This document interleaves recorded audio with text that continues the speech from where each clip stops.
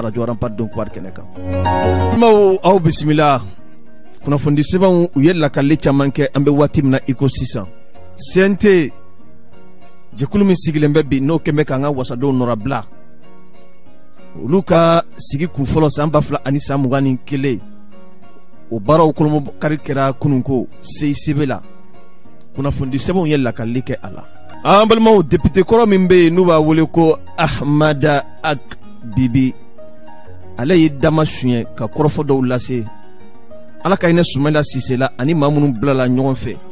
olu kun kan ko kuma ko in kɛra cogo di dɛ nafolo jumɛnw de sarala ni bilaliko kun kan ko la maa joli de blala k'u falen Sumala Sise la kunnafoni sɛbɛnw ye lakali kɛ a fana na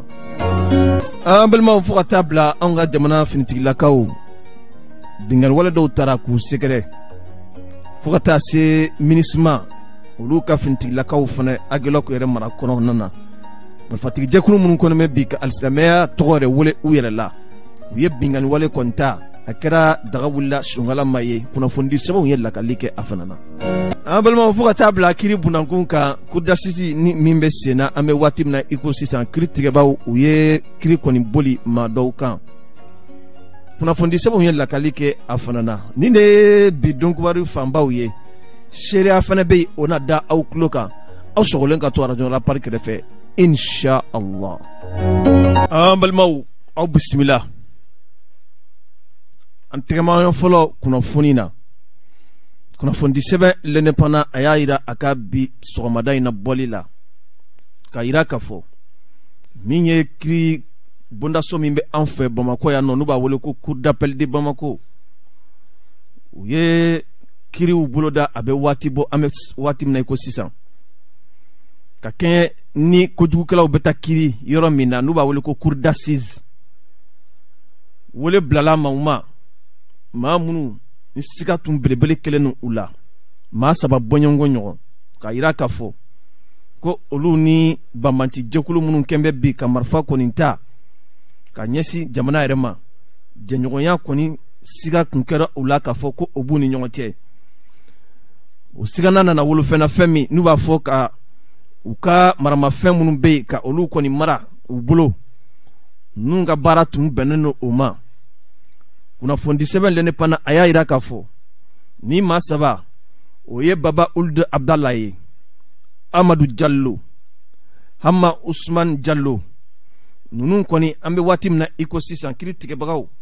u ye wele kɔni bila u ma min ye cour d'assises yɛrɛ ɲɛkɔrɔla ye u bɛ fɛn min wele ko ministère public sariya yɛrɛ nɔgɛnba min bɛ yen ni o bɛ wulikajɔ kɛ sariya yɛrɛ sɔsɔli ale ka kɛlɛ ye o ye u ye wele bila ninnu ma u nana kiritigɛlaw ɲɛkɔrɔ k'a yira k'a fɔ siga belebeleba kɔni tun kɛra u la k'a fɔ min ye maramafɛnw de ye ani kɛlɛkɛminɛw minnu bɛ kɛ kɛlɛ yɛrɛ kɛnɛ kan olu marali k'u lasago u bolo ani jɛɲɔgɔnya ka sɔrɔ u ni marifatigi jɛkulu minnu kelen don ka alisilamɛya kɔni wele u yɛrɛ la siga tun kelen don la k'a fɔ ko jɛɲɔgɔnya tun bɛ olu ni nin tigilamɔgɔw kɔni ni ɲɔgɔn cɛ la kunnafoni sɛbɛn ale ka kɔrɔfɔ la a y'a yira k'a fɔ ninnu kɔni kabiri 2018 ninnu kɔni tora munumunu salo la u nana minɛ Tombouctou yɛrɛ marabolo kɔni kɔnɔna na ka sababuya kɛ an ka finitigilakaw olu ye wulikajɔw belebele kɛ Tombouctou yɛrɛ mara kɔnɔna na ka ɲɛsin marifatigi jɛkulu ma ka fara Faransi finitigilakaw kan o wulikajɔ senfɛ min ye juin kalo tile 23 san 2018 o nana wolofɛn na fɛn min ni ninnu maaw saba kɔni tɛgɛ nana kɛ u la u minɛ ka di an ka gendarmelakaw ma kunnafoni sɛbɛn ale ka lakali la a ko nin kɛra fɛn ye fɛn min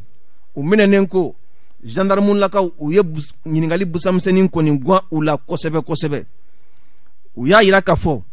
fɛn minnu fɔra olu ma hali tiɲɛ don k'a fɔ ko jɛɲɔgɔnya a bɛ u ni marifatigi jɛkulu cɛ wa maramafɛn dɔw fana sɔrɔla u bolo u b'o olu sago marifatigi jɛkuluw ye u ma sɔsɔli k'a la fiyewu o de hukumu kɔnɔna na u bilala kiri tigilamɔgɔw olu ka bolo kɔni kan o kɔfɛ kunnafoni sɛbɛn ale ka lakalila a y'a yira k'a fɔ kiri yɛrɛ bundankun kan ni nin sugu n'a ɲɔgɔnnaw kɛra kiri tigilamɔgɔw u bɛna weleli kɔni kɛ maa minnu jalakilen don ka n'u jɔ kiri tigilamɔgɔw ɲɛkɔrɔ i jalakilen don ka da sababuya mun na n'u b'a wele ko arɛ o bɛ kalan i jɔlen ɲɛna ka sɔrɔ ka ɲininkaliw tɛngu i la i nɔ don wa ko in kɛra cogo jumɛn na i bɛ sɔrɔ ka jaabili kɔni k'o la nin kumaɲɔgɔnya kɔni sɛmɛna kiri tigilamɔgɔ ani nin maa saba u ni ɲɔgɔn cɛ kɔni na kiri jaabi nana yira k'a fɔ a man kan mɔgɔ kɔni ka kɛlɛkɛ marifaw kɔni sɔrɔ i bolo ani kɛlɛkɛ minɛnw minnu ye garikɛ minɛnw ye olu ka sɔrɔ i bolo ka sɔrɔ e tɛ finitigilaka ye ani jɔɲɔgɔnya minnu sɔrɔla u ni marifatigi jɛkulu minnu kɛlen don ka alisilamɛya tɔgɔ yɛrɛ kɔni wele u yɛrɛ la o tɛ bɛn mali sariya yɛrɛ kɔni kɔnɔna na kiri tigilamɔgɔ olu kɔni ye kiri bɔ k'a bin k'a yira k'a fɔ ninnu kɔni kan ka u si kaso de kɛ wa min ye k'a fɔ 10,000,000 bɔɲɔgɔnko u kan k'o sara kunnafoni an y'a sɔrɔ sɛbɛn min kɔnɔ u k'a ma ko l'indépendant an balimaw o l'indépendant kelen kɔnɔ a y'a yira k'a fɔ abe bara ale wasaden kɔrɔ min bɛ yen n'u b'a wele ko Ahmada Ag Bibi ka kɛɲɛ ale ka kunnafonidi sira dɔ fɛ faransiskaw ka kunnafoni sira min bɛ yen n'u b'a wele ko RFI a y'a yira k'a fɔ min ye fangalatɛmɛ fanga yɛrɛ o ɲɛmaaw siga kɔni t'a la olu ye 2,000,000 euro wari kɔni na k'o sara ka sababuya kɛ Sumayila Sise ani maa saba ɲɔgɔn bɔɲɔgɔnko olu ka bilali kɔni sababuya la kunnafonidi sɛbɛn ale ka lakalila ka kɛɲɛ ni nin kumaɲɔgɔnya kɔni tɛmɛnin ye an yɛrɛ baaraɲɔgɔn min bɛ yen n'o bɛ RFI la ani abe bara député min bɛ yen n'o ye Ahmada Ag Bibi ye u ka nin kunnafonidi senfɛ kɔrɔfɔ kɔni nana bɔ min ye maa 100 ani maa 90 olu kɔni bilala Sumayila Sise ani maa saba bɔɲɔgɔnkɔ min ye tubabulaka ye olu ka bilaɲɔgɔnya kɔni senfɛ a y'i da don o kɔrɔfɔw la k'a ɲɛfɔ a ko min ye Mali faamaw ye minnu bɛ fanga kunna an bɛ waati min na i ko sisan siga kɔni t'a la olu kɔni ye euro wari o 2,000,000 ko o kɔni di cogoya jumɛn na kumaɲɔgɔnyaw bɛ se ka kɛ Sumayila Sise bilaliko la ani faransilakaw olu ka jamana kɔnɔden minnu minɛnen tun don ka olu fana bila Ahmada Ag Bibi ale ka kɔrɔfɔw la a y'a yira k'a fɔ ka kɛɲɛ jɛkulu minnu bɛ anw fɛ Mali yɛrɛ kɔnɔ n'u b'a wele ko groupe de soutien à l'islam et aux musulmans olu kɔni ka kumaɲɔgɔnyaw kɔni senfɛ min ye k'a fɔ Sumayila Sise ani maa minnu tun minɛnen b'u bolo maa saba bɔɲɔgɔnkɔ u tun ye laɲini kɛ Mali faamaw yɛrɛ fɛ u ka maa 300 ɲɔgɔn bɔɲɔgɔnkɔ o de minɛnen bɛ Mali prison Mali yɛrɛ fangatigilamɔgɔw bolo kaso yɛrɛ kɔnɔna na u tun ye laɲini kɛ ko ka olu bila nka kuma kɔni a samana kosɛbɛ kosɛbɛ bɛn nana kɛ mun kan Ahmada Ag Bibi ale ka kɔrɔfɔw la a y'a yira k'a fɔ min ye u ka kɛlɛkɛcɛ minnu minɛnen bɛ yen maa 100 ani maa 90 olu kɔni bilala ka sababuya kɛ Sumayila Sise ani faransiskaw olu ka maa minnu minɛnen bɛ bi ni olu fana libérela a kɛra o sababuya la ka tila ka musaka di u ma musaka min na a bɛ t'i jɔ faransiskaw ka euro wari 2,000,000 ɲɔgɔn bɔɲɔgɔnko la wa nin bilali in senfɛ u tun ye laɲini kɛ u yɛrɛ ka maa dɔw bɛ yen u tun ye laɲini kɛ ko ka olu fara nin maa kɔfɔlen ninnu kan min ye Fawz Ould Ahmad Alliance Ibrahim Dis nin ye maa min ni o minɛnen bɛ Mali faamaw kɔni fɛ an bɛ waati min na i ko sisan ka fara maa kan maa min n'o ye Tarkin o maire o denkɛ ye n'o ye Mimi Ould Baba Ould Cheikh ye maa bɛ se k'a fɔ kunnafonidi sɛbɛn ale ka lakali la a ko nin maa kɔfɛlen nin kɛra sababuya ye Wagadugukaw fɛ Burkina Faso ka taa dankari wale kɛ yen ani Korowari olu ka yɔrɔ min bɛ n'u b'a wele ko Grand Bassam a kɛra sababu ye ka taa dankari wale kɛ yɔrɔ in fana na yen nɔ ani yɔrɔ caman bɛ yen ale kɛra sababu ye ka taa dankari walew kɔni kɛ o yɔrɔ ninnu na o hukumu kɔni kɔnɔna na Mali faamaw olu ma sɔn abada ka i tɛgɛ bɔ ninnu tigilamɔgɔw kɔni bolo kɔni kan siga kɔni t'a la ninnu yɛrɛ ka kiriw yɛrɛ kɛra san 2000 ani san 20 kɔnɔna na ka yira k'a fɔ ɲangini belebeleba jugu de bɛna ta ka da olu kɔni kan fo sisan o kɔrɔfɔw kɔni dalen bɛ an bɛ waati min na i ko sisan min ye Ahmad Ak Bibi ye ale kɔni y'a yira k'a fɔ ale kɔni bɛ min sɛbɛntiya o de ye k'a fɔ transition fanga ɲɛmaaw olu ye dolari wari wala n k'a fɔ euro wari miliyɔn 2 o bɛ t'i jɔ anw ka CFA o miliyari 1 ani miliyɔn 300 ani kɔ bonyankɔ de la k'o ta k'o di bingali wale tigilamɔgɔw ma ka fara u ka maa 100 ani maa 90 olu kɔni dili u ma tuguni Sumaila Sise ani Faranskaw olu ka den minnu bɛ yen maa 3 bonyankɔ a kɔrɔfɔ ninnu kɔni a sɛmɛna kosɛbɛ kosɛbɛ wa a y'a yira k'a fɔ nin kɔrɔfɔ ninnu hali n'a sɔrɔla k'a fɔ kuma caman kɔni fɔra k'a ye k'a fɔ ko wari wɛrɛw dira ninnu ma min tɛ nin wari kɔfɔlɔ in ye hali n'a sɔrɔ Mali fanga tigilamɔgɔw kɔni y'a yira k'a fɔ ko wari ma di nka min kɔni bɛ sɛbɛntiya o de ye k'a fɔ wari kɔni dira Ahmad Ak Bibi a y'a yira k'a fɔ a ka kɔrɔfɔw la kɛlɛ o kɛlɛ mana kɛ dugukolo sanfɛ siga t'a la a laban o de ye sigikafɔ ye komi anw fɛ Mali kɔnɔna yan an ye sigikafɔ dɔw kɛ waati tɛmɛnenw na san 2019 o bɛ fɛn min wele ko dialogue national inclusive DENI o wolola fɛnɛ fɛn min bɛ a yira k'a fɔ sigikafɔ o ka kɛ jamana kɔnɔdenw u ni ɲɔgɔn cɛ la o kɔfɛ Ahmad Ak Bibi a y'a yira k'a fɔ malidenw yɛrɛ damaw sigira san 2017 fana ka sigikafɔw kɛ n'u b'a wele ko conférence d'entente nationale o fɛnɛ kɛra fɛn ye fɛn min ni malidenw y'u hakilinaw kɔni fɔ siga kɔni t'a la a yirala k'a fɔ ka sigikafɔw kɔni kɛ bi mɔgɔ minnu kɛmɛ bi ka marifa ta malidenw yɛrɛ la ka ɲɛsin jamana kɔnɔden wɛrɛw kɔni ma ale kɔni ka yeta la ni sigikafɔ jaabi minnu sɔrɔla conférence d'entente nationale kɔnɔ ani DENI kɔnɔna na a ka kan bi jamana kɔnɔdenw u ka fɛɛrɛ ni dabali kɔni tigɛ o walew olu ka se ka kɛ hali n'a sɔrɔla k'a fɔ bɛn ani keleya o bɛɛ malidenw de ma bi hali n'a y'a sɔrɔ fan wɛrɛw fɛ maa dɔw ka hakilina kɔni t'o ye nka a ka kan bi jamana kɔnɔdenw kɔni ka fɛɛrɛ bɛɛ kɛ pour que kumaɲɔgɔnyaw ka se ka sigi jamana kɔnɔdenw yɛrɛ dama u ni ɲɔgɔn cɛ la a ko a bɛ hakililajigi kɛ min ye transition faamaw ye olu ka nin wulikajɔ senfɛ a kɛra sababu ye Sumaila Sise bilala nka yani olu ta ka na Ibrahim Bokar Keita ale tun ye laɲiniba kɛ cogoya jumɛn na Sumaila Sise ani maa 3 minnu tun minɛnen bɛ u ka se ka bila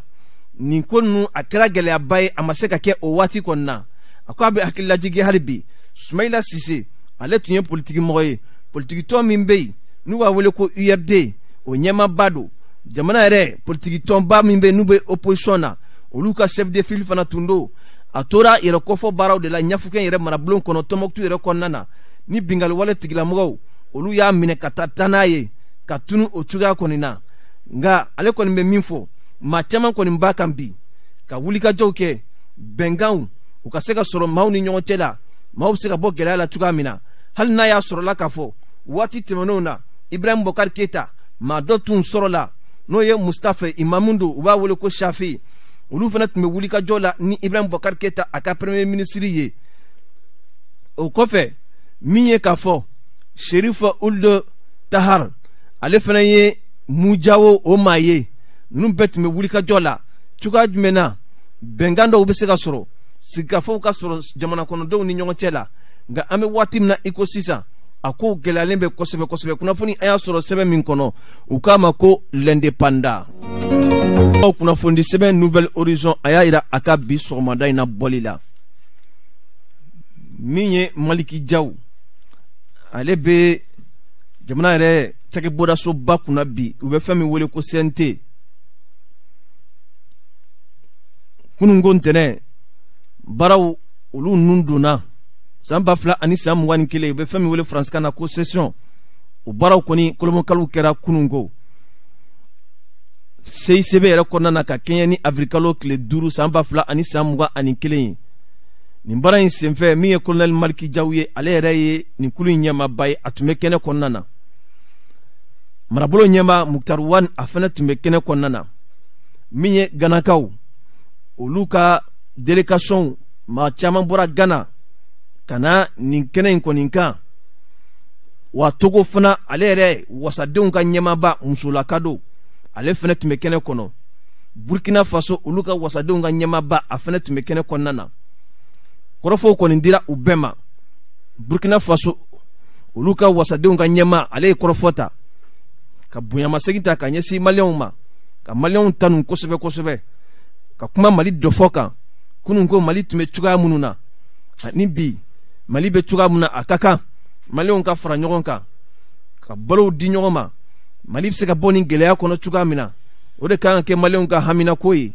Wa a ye foli ta ka ɲɛsin Maliki Jaw yɛrɛ ma ani a ka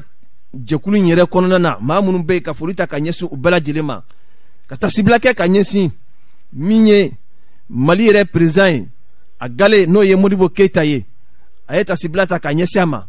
A ye baaraba minnu kɛ jamana kɔnɔna na a ye olu ɲɛfɔ, ka tasibila ta ka ɲɛsin Sunjata Keita ma, ka yira k'a fɔ ninnu tun ye cɛbaw de fo ka taa se Kanku Musa ma. A ye nin bɛɛ kɔfɔ ka yira k'a fɔ ninnu tun bɛ jamanaw kɔnɔna na u ye kobaw dilan diɲɛ kɔnɔ. A da sera fɛn ma fɛn min n'u b'a wele ko charte de furukanfuga san 800 ani kɔ. O y'a sɔrɔ maa minnu bɛ k'u yɛrɛ wele k'a fɔ ko olu de bɛ ko dɔn, olu tun tɛ foyi kalama. An ka jamanabaw minnu tun bɛ diɲɛ kɔnɔ Mali ye o dɔ ye. U tun ye bɛnka dɔw kɛ u ni ɲɔgɔn cɛ la. A ye kɔrɔfɔw kɔni caman fɔ. O kɔfɛ min ye k'a fɔ to ko olu ka assemblée a ɲɛmaba musolaka don, ale fɛnɛ bonyamasegin ta ka ɲɛsin Mali jamana kɔnɔdenw ani Mali faamaw ma, ka yira k'a fɔ jamana bɛ yɔrɔ min na bi tiɲɛ don gɛlɛyaw bɛ yen, lakanabaliya gɛlɛyaw bɛ yen, nka olu kɔni bɛ kuma ninnu caman y'a yira k'a fɔ il faut que an k'a dɔn k'a fɔ ko hali n'a y'a sɔrɔ communauté internationale bɛ ka Mali dɛmɛ, hali ni CEDEAO bɛ k'u dɛmɛ, maliyɛnw ka dɛmɛ de o ɲɔgɔn tɛ. Et que CNT kan ka baara kɛ, baara min bɛ maliyɛnw de lafiya, baara min bɛ maliyɛnw bɔ degun kɔnɔ, baara min b'a to kun min na Ibrahim Boubacar Keita taara ka bɔ fanga la o ɲɔgɔnna wɛrɛ kana kɛ tuguni. U y'a yira u ka kuma kɔnɔ ko Bamakɔ sanga ni waati Bamakɔ kɛra dugu de ye, dugu min bɛ leçon di Afrique tɔw ma. U da donna Modibo Keita la et surtout Burkina Parlement. Mais comme min fɔra nin kɔnɔ n'o diyara ne ye kosɛbɛ o ye k'an k'a dɔn ko transition ye k'anw kan ka maliyɛnw sago de kɛ. Maliyɛnw dun sago ye mun ye bi o ye minnu ye Mali wari yuruguyurugu ka u minɛ k'u don wo la u ka jamana ka wari sara, minnu armée min bɛ kɛlɛ la ka se ka fɛɛrɛ kɛ Mali armée ka se k'a yɛrɛ sɔrɔ, ka tila ka maliyɛnw dingani wale min bɛ ka kɛ ani ko ko bɛ digi population na k'olu walew kɔn i n'a fɔ jamanadenw yɛrɛ kɛlen bɛ kɔfɛfɛn ye. O b'a yira k'a fɔ ne bɛ deli ka kuma min fɔ ninnu nan'o dɔw waleya o ye mun ye Mali kan ka kɛ bi Mali ka école publique o ka kɛ bɛɛ jɛyɔrɔ ye, hali ministres n'u denw. Mali kɛnɛya o ka kɛ bɛɛ ka kɛnɛya ye, wa maliyɛn population kana na bila kɔfɛ. O de kɛra kuma caman an y'o de k'an ka démocratie, olu dun ko démocratie ye fɛn jumɛn ye, surtout ganayɛnw ko démocratie ye de jamanadenw dekun k'olu ta ka bɔ olu kan, mais yɛrɛ sagokɛ tɛ dɛ, fo i ka dekun bɔ jamanadenw kan. Donc o kɔrɔ ye ko CNT mɔgɔw tɛmɛlen kɔfɛ an kan ka ɲɛsin min ma o ye maliyɛnw bɛ lafiya cogo min, wa ka baara kɛ fɛnɛ tiɲɛ ani faso kanu kan ka sɔrɔ a ma kɛ